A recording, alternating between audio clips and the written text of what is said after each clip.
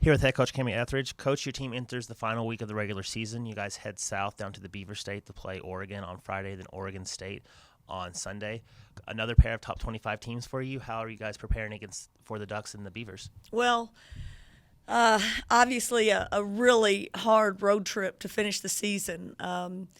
You go into Oregon, and they're playing probably the best basketball of anyone in the country. Clearly, the emotions that Sabrina went through and their team that clinched this past Monday, at least a share of the title. You just see a team that's the chemistry is unbelievable. Obviously, they're playing so well. Leadership is phenomenal. Kelly's done an unbelievable job there. So, really hard environment. They're going to get to watch that group.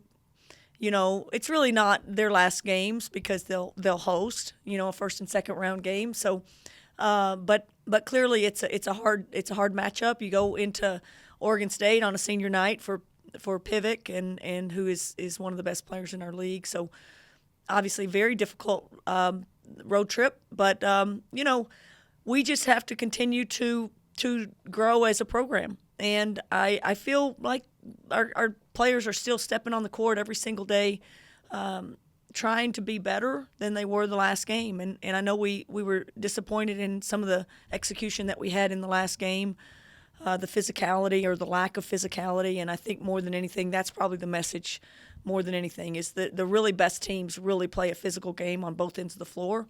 And we've got to step it up in that area. You guys go down and you play Oregon first. It's one of the higher profile teams in all of NCAA women's basketball. They have a superstar in Sabrina Onusik. She is a high profile player with a lot of visibility. What can your team learn from that, going into that and just seeing them in terms of how they play, their preparation and everything? What can they learn from playing teams like Oregon State as you guys continue this rebuilding process and you guys build towards a winning team? Well, I think the interesting thing about Oregon is, Kelly's been there 5 or 6 years maybe. Sabrina chose going to the University of Oregon when they weren't completely winning year after year. It was just right after a coaching change, and there was a little bit of downtime for Oregon. And I guess, my message to our team and certainly to the recruits as we go forward and as we try to change the direction of our program is, look what Oregon's been able to do. They got a couple of great recruits. They got some players that were a little bit under the radar, and then some that were high level. Sabrina being a really high level player. And look what you can do if you in a short period of time. And Oregon State's the same way. They did it a little bit different. They did it with a little bit lesser high profile player, but they got their right kind of kid that fit their system and fit that culture and fit that town and that setup. And I just think that's the message. Our team is going to be built the exact same way. We're going to go get some players that really want to compete, that love Pullman, that love to be challenged and play against the very best in the country. And that's everything that Oregon and Oregon State built their program on. And I feel like we're well on our way with our recruiting that we're doing and the direction of our program and how we operate on a day-to-day basis, which is we're achieving and we're trying and we're building and we're training to become a team that competes for championships. Kind of looking at each game now, just as you guys go into it, Oregon features the most prolific scoring offense in all of the NCAA. They average over 85 points a game. They have 3 of the top 6 leading scorers in the Pac-12. How are you guys preparing for that, and what are you guys going to have to do to kind of slow down that offensive attack on Friday? Well, it's the same thing. You've got to find ways to score against them. And I think they're a really good defensive team. As good as they are offensively, I think they're playing at a high level defensively. They're the type of team that if they can switch 1 through 5 and you can't find mismatches because they're that big in their point guard position and wing positions and their 5s can guard your point guard. So they're a really hard team to match up with on our offensive end, just because their defense is so good. They run a matchup zone. They run a 3-2, a 2-3 that's long, and and you got to just have some composure against them, and you got to be able to make shots, and you got to be able to get some points on the board, because on the other end of the floor, you're not going to hold them down in the 50s or 60s. They're going to score the basketball. And so, it's the same message that we have to do. We've got to go in there aggressively and try to look for our shots and take shots that are there.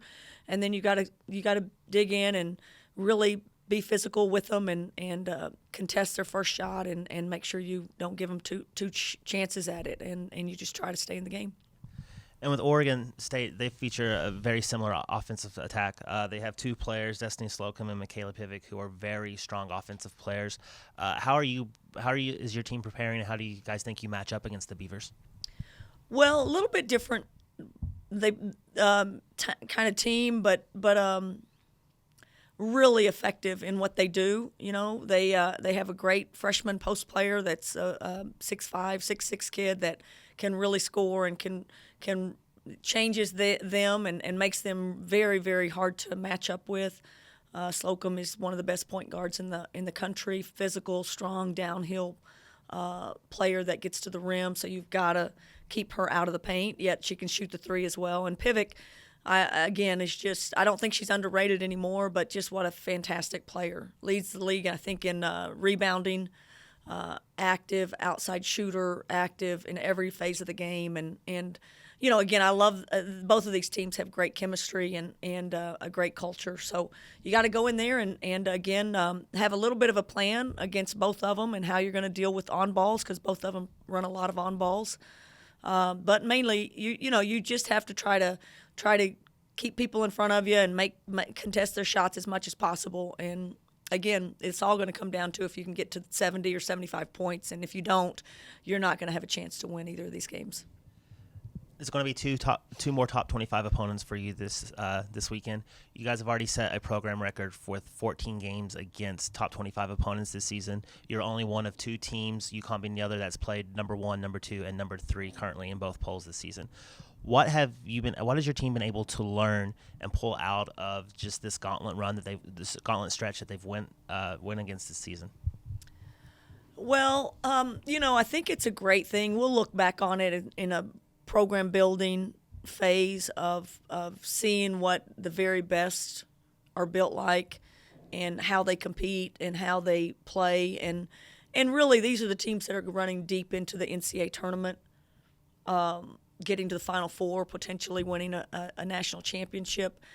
We had a close scrimmage against Oregon at the start of the year, which is we saw them at the beginning and now we're seeing them at the end. And I think more than anything, it's just introducing our team to what succeeds. And it is talent. There's no question. These guys are talented and they're long. They've got great athletes. They've got great skill. They're unbelievably well coached, and they're just great competitors. All of those things are non-negotiables to the top teams in the country. So we're trying to upgrade in all of those areas. But I think the other thing is teams that get to the Final Four, they can play different styles, and they're built in the sense that they're physical. They rebound. If one thing gets taken away from them, they can adjust and beat you another way.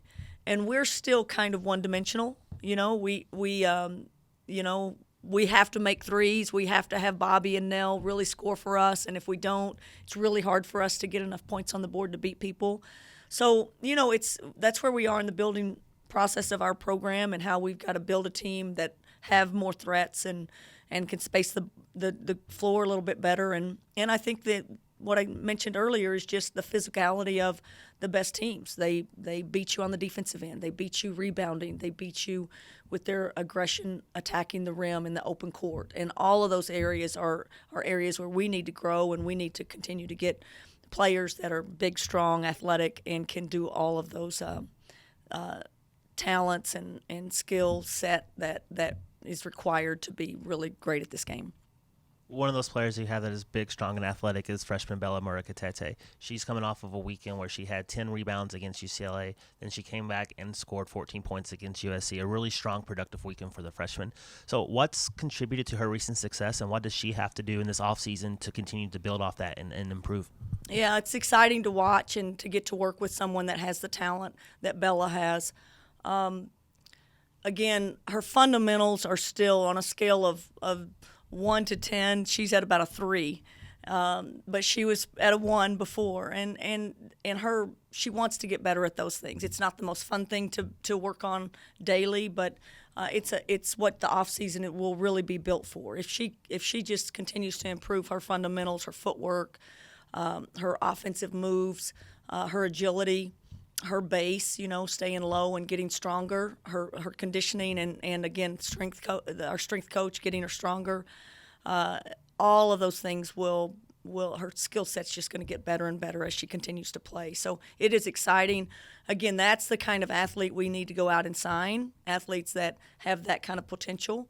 We do a really good job, I think, of getting people from where they are to getting better every single time they walk in the gym. So she's going to be really committed to doing that, and we're going to commit to making her better. And I think by next year, you're going to see a really improved player in Bella. All right, Coach, we appreciate your time. Good luck this weekend in Oregon, and good luck at the Pac-12 tournament, and go Cougs. All right, go Cougs.